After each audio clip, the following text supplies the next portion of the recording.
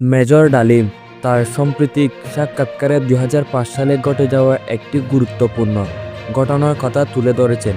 তিনি বলেন, একটি পারিবারিক বিবাদের সময় গাজী পরিবারের কিছু সদস্য তার শালকের সাথে শারীরিক ঝামেলা সৃষ্টি করে, যে তাদের মধ্যে এক সংঘাতের সৃষ্টি করে তোলে। তিনি আরও দাবি করেন যে এই ঘটনার জেরে গাজী তার স্ত্রী এবং শাশুড়িকে অপহরণ করেছিলেন। এই ঘটনাটি তখন ব্যাপক আলোড়ন সৃষ্টি করেছিল।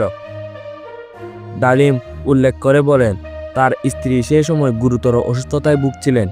তিনি অভিযোগ করেন যে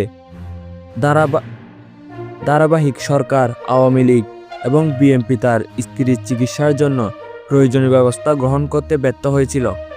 তিনি আরও দাবি করেন, তার পাসপোর্ট বাজেয়াপ্ত করায় তিনি তার স্ত্রীকে বিদেশে উন্নত চিকিৎসার সুযোগ থেকে বঞ্চিত হন।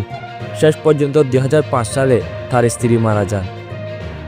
সাক্ষাৎকারে ডালিম আরও বলেন, শেখ মুজিবুর রহমানের ছেলে শেখ কামালের উপর ওঠা একটি দীর্ঘদিনের গুজব অস্বীকার করেছেন।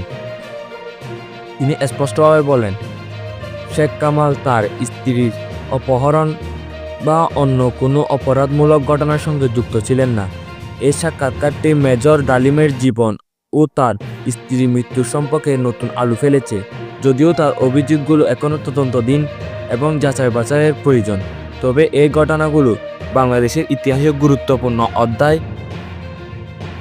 বিস্তারিত জানতে আমাদের সাথে থাকুন। ধন্যবাদ।